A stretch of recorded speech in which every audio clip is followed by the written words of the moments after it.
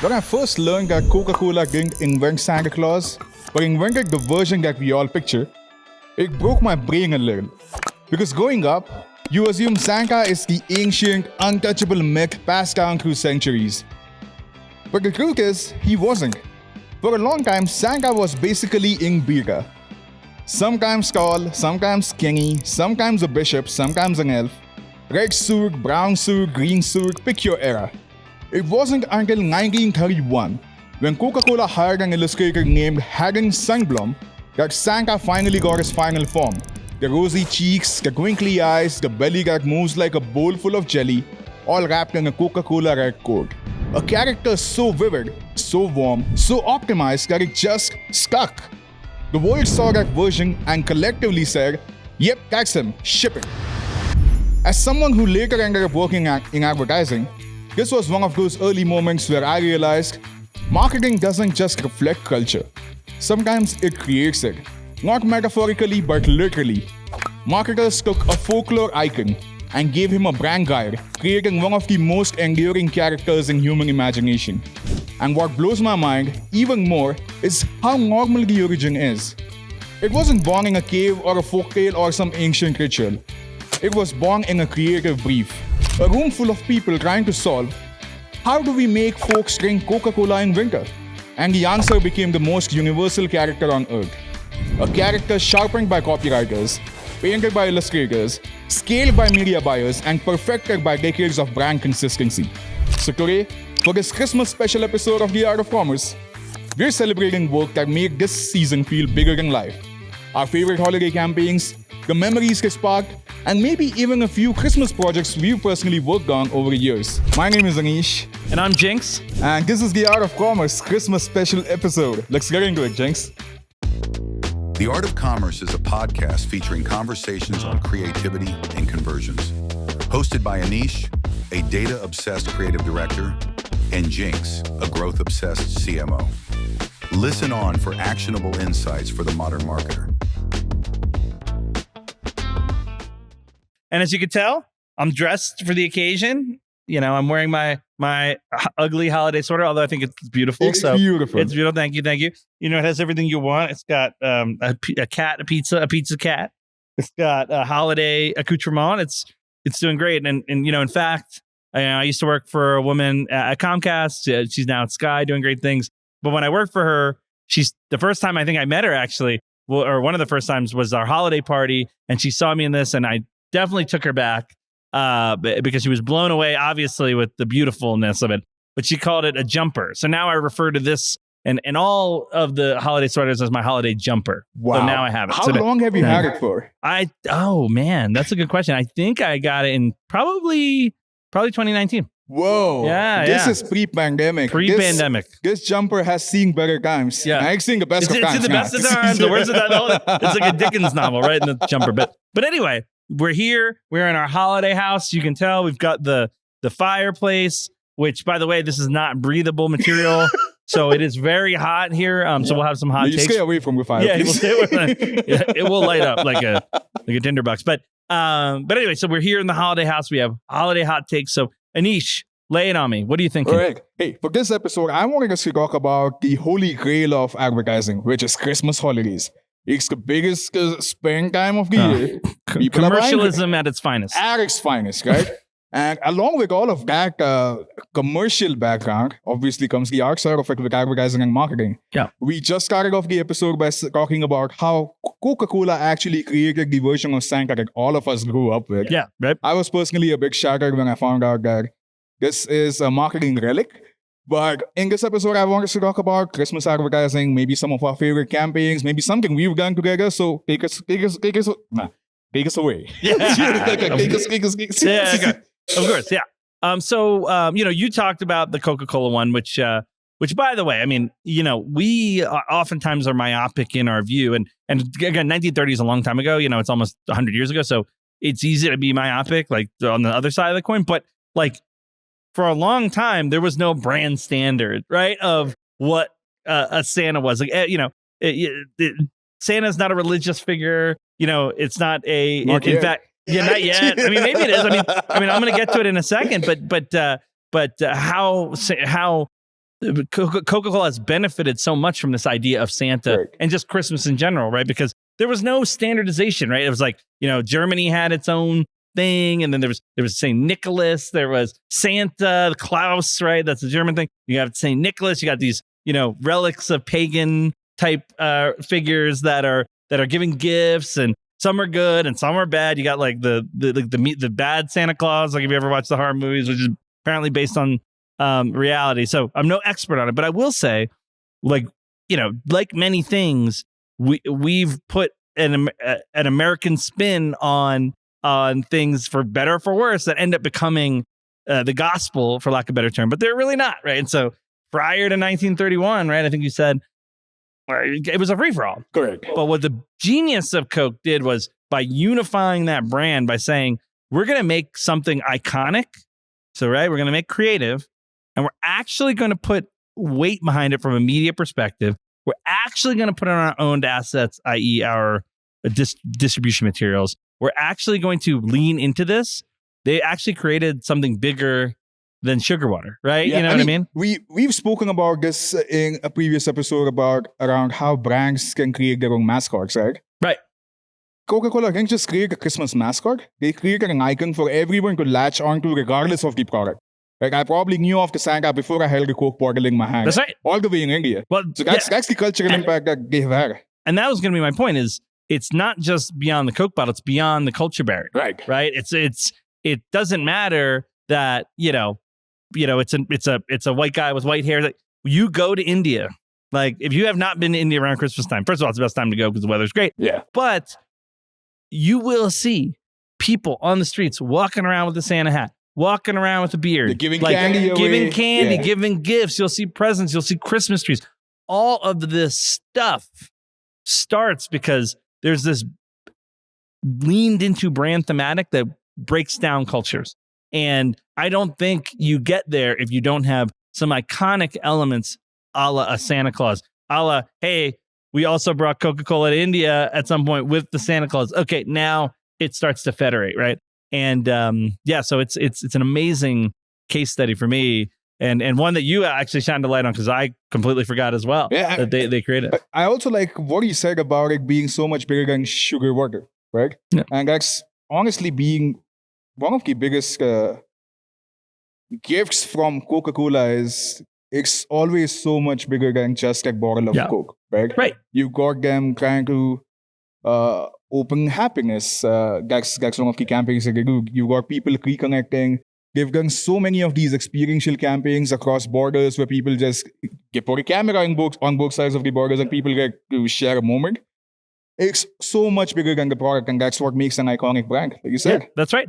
And now you see them, what they're doing. And again, so they did not invent the polar bear, although we might have thought, that Coca-Cola invented the polar bear. But they certainly invented the holiday polar bear. And now you see, just to fast forward to now, I mean, they're taking a lot of that brand thematic they have and the localized marketing of it, because that's what we're talking about. They're in every country in the world. Every country, I believe, that you go to, you can see Coca-Cola, and you can see pretty close to what their brand is, right? It's not that far off. Maybe there's some cultural sensitivities where necessary. But one of the things you see is the polar bears. And how are they localizing their campaigns now? Yeah. With AI, right? So and like it or not, I mean, I've seen it.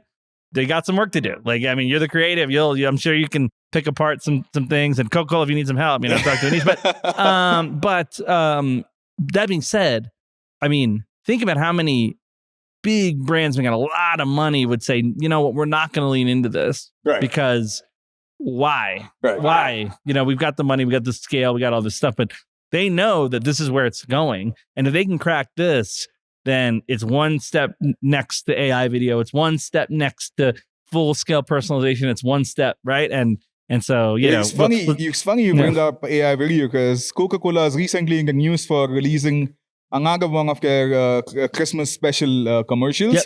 And this year again, I think for the third time in a row, they have gone ahead with an AI-generated commercial. I may be wrong on the third time in a row, but they released another The Holidays Are Coming TV spot, and they created it all in-house, all on their, I think they call it Real Magic AI cinema engine. They're building their own generative AI engine in-house.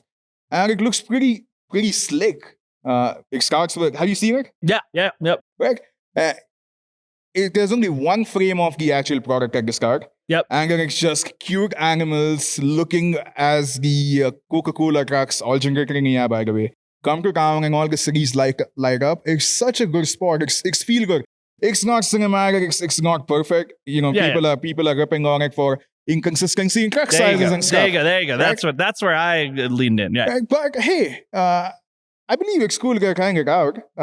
Is it an outstanding sport by itself? No. Is it the best demonstration of AI ads? I don't think so. But Coca-Cola doing this as one of the biggest advertisers, they're legitimizing this format. And that's what I'm all here for. Yeah, no, I agree. And so that's where my point is, you start in 1931, you start with Santa, okay, we can lean, and then you introduce the polar bears. You can lean on that laurel forever. You're doing fine. But the fact that they are thinking future forward, they are creating their own creative studio with their own models, etc. Models. Yeah, it's it's something to watch. Although, again, like most things, the punditry, the critic of the now is, well, the truck sizes are inconsistent, right. Which they are.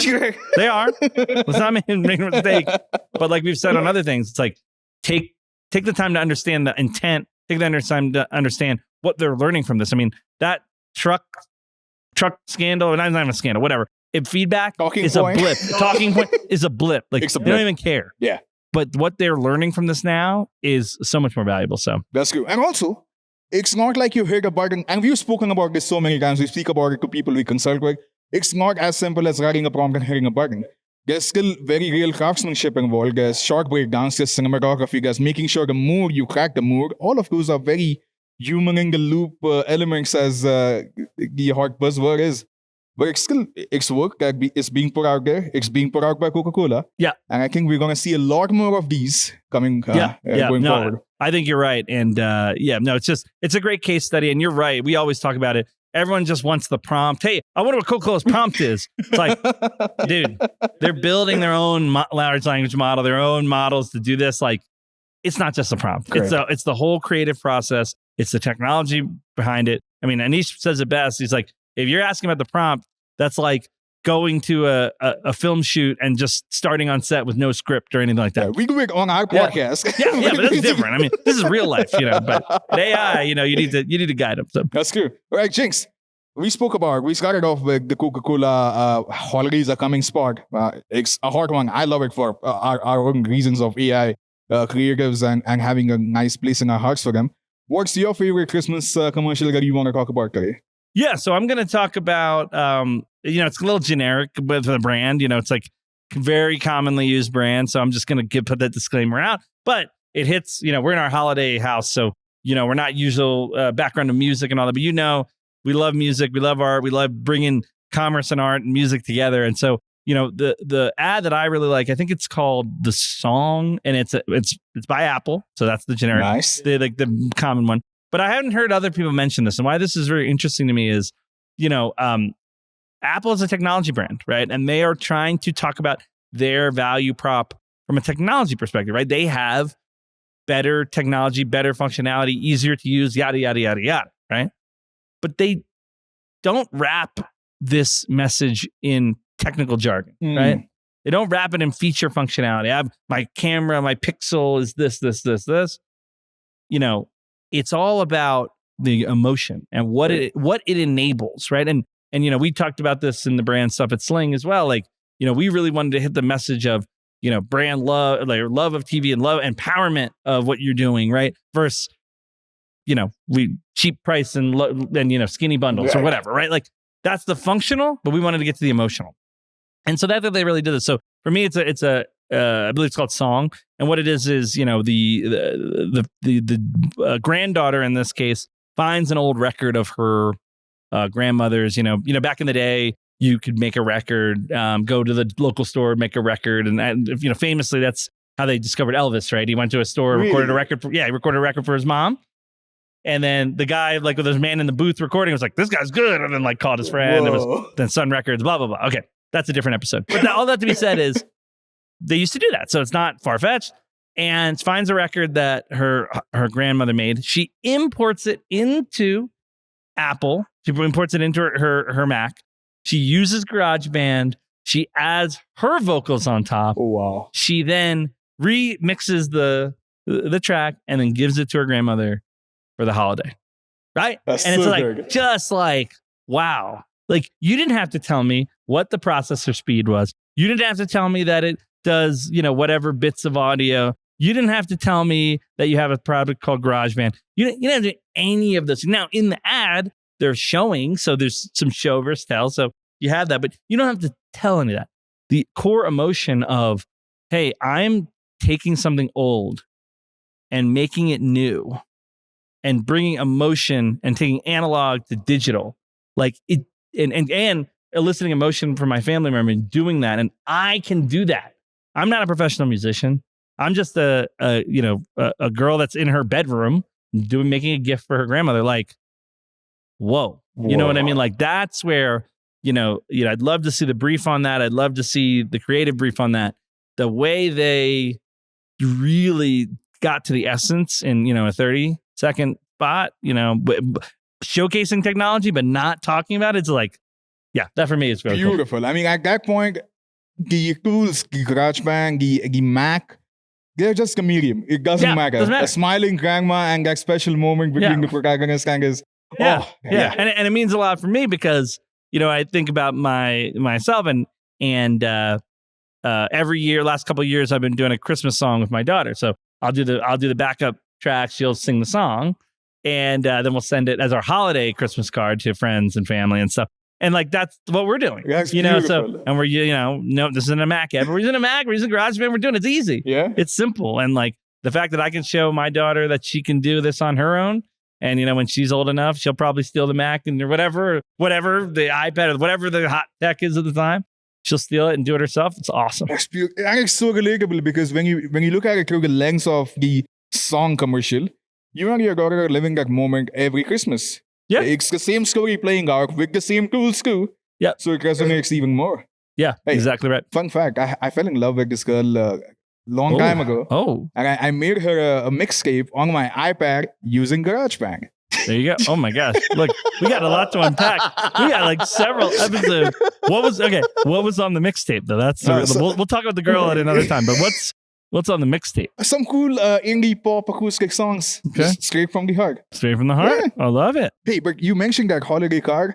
Maybe you and your daughter can make one for the Art of Commerce, just for our listeners. We'll see. Okay, put in your comments. Let us know what you want, and we'll see what we can do. All right. But so that's mine. What about yours? So what's yours? Very selfishly, I'm going to talk about a campaign that I did, I think, 10 years ago. Okay, think about this. I was working on a client. They were the largest mall in Asia back then, and by means the largest mall in India. Okay, and it was Christmas time. And they came up to us with a brief, hey, like, what can we do for Christmas? We had their social media and digital mandate. And I said, all right, what is the insight here? The insight is every Christmas, Santa gives you gifts, all right? But I'm also, back then I was 21 years old and I knew Santa doesn't exist, right? So the person who's buying you that gift and giving it for you, that's the incarnation of Santa in your lives. I was like, cool, okay. Where does Santa get his gifts? His gift factory. The workshop. The workshop. Right? The workshop. I said, all right, maybe there's something there. What if, and there's like a bunch of malls, mall culture here in India really hard in 2000. So there's a bunch of malls in the city, in every city, right? Yeah. I said, what if everyone else shops at malls for Christmas, but if you shop at our mall, you're actually shopping at Santa's gift factory. This is not a mall. This is Santa's gift factory. The workshop. Yeah, right? Yeah. And how we rebranded it is we scrapped the name from Google and we actually renamed it Santa's gift factory. So when you look up Santa's gift factory on your Google Maps, the mall location shows up. We're getting offline extension. This way to Santa's gift factory. You're 15 minutes away, all along the highway, just guiding people out of home, working. Right? And so we were able to bring that feeling back. So the mall just transcended being just a shopping mall. And now it had a personality. Like, this is where all the gifts are made. And you're going to get all of your Christmas goodies here. And then we took it a notch higher. We got a Santa Claus, a guy in a Santa costume. And we sent cakes and gifts to other malls, our competition. And we captured that on camera. And then we got it online. And it was all the rage. The campaign was such a big success, Jinx. It won a bunch of awards. But the client actually ended up retaining that idea for 3 or 4 years after that. Oh, great. So the idea transcended. Oh my gosh. It was hands down one of my favorite campaigns. And yeah, like that, the ability with marketing, like I was kind of tell you at the start, I got into marketing because you can actually create culture, not just reflect it. Yeah. And this was a nice opportunity to just lean into the magic of Christmas and then take a business and make it bigger than what it was. Yeah. Amazing. Unbelievable. Yeah. Well, we got to make sure we put some of those images, if you still have them up on you're seeing it on your screens right now. Oh, perfect. Yeah. But that was my favorite Christmas campaign. So I think if we were to wrap this up, the common theme that I'm seeing in all the ideas that we spoke about, Jinx, is it has to be bigger than the product. It has to live in people's lives. And that's what magic is really all about. Yeah. Is that how you would say? How would you look at it? Well, so I look at it, and I'm going to actually throw a bonus thing in for you. Go for it. Because, I'm a music guy, so we're gonna talk about this. It's all about, connecting, drawing emotion, right?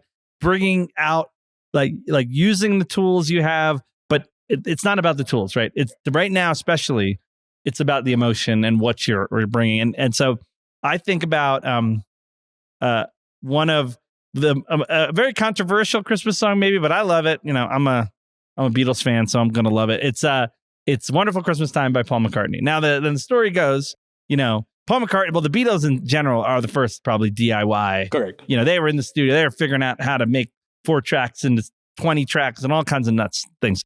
But Paul McCartney kind of took that ethos, right? And so he got around Christmas, a little before, obviously, around Christmas, he got a new synthesizer. One of the, I forget the brand, but one of the new ones. It's the 70s, right? Like they're making new stuff all the time. They're trying to figure out all these sounds, and he just sat down and in his home studio with his new synthesizer, played all the parts and sang the song and recorded "Wonderful Christmas Time" for basically nothing, no money. Whoa! Like nothing. It cost him nothing. Yeah, I think they probably gifted him the synthesizer. If I'm guessing. Yeah. That song now makes about $500,000, I think $400,000 a year at least, because of the royalties on when it's being played. And that's been going on now for how many years? Like 40 years. And so like, again, we talked about a lot of things, but like, if you break it down, right? Like, you have the opportunity. You don't need to spend a lot of money. You don't need to create a lot of big things. What you need to do is have that piece that ties into the emotion and really lean into it, whether it's Paul McCartney with the synthesizer, whether it's, Coca-Cola with the Santa Claus, whether it's my example with Apple and the song, or whether it's Anish's direct example of like, we're going to rebrand the store to Santa's Workshop. Like, I'm assuming that campaign didn't cost you millions of dollars. No, it was just the idea. It was just the idea and the emotion that it brought, because people know Christmas Workshop, people know Santa, people know what it feels like to get a gift that's beyond something material and something meaningful. Did we just crack the blueprint of the perfect Christmas campaign? As long as you can make people happy, just be really altruistic. Forget about your brand, your product. Just think about how to make someone's day special. Is it through a song? Is it through this magical figure of a man who gives away gifts if you've been a good kid? Could be anything. Wow, we just turned this into a Dickens novel, like immediately. We had the Tale of Two Cities, and now we have this is a great way to end. But because in the holiday time, and it's the height of commercialism, let's remember what we really stand for, which is making people happy, making customers happy. That's the point of marketing. And so let's lean into that. Let's end there, Anish, and send everyone off. Have a Merry Christmas, Happy Hanukkah, Happy Holidays, and we'll talk soon. Yeah. And subscribe, follow us. And tell us what song you want us to record for the next one. Hey, speaking of songs, Mariah Carey makes $3 million every year with All I Want for Christmas Is You. Don't even get me started on that. That'll actually be in the next year. We can do a whole drill down. We should. All right, that's it for this episode. Thanks for watching. We'll see you in the new year. All right. Or maybe we'll see you with another episode. To be continued. This is The Art of Commerce, featuring conversations on creativity and conversions. If you found value in today's episode, follow the show, leave a review, and stay tuned for more insights for the minds reshaping modern marketing.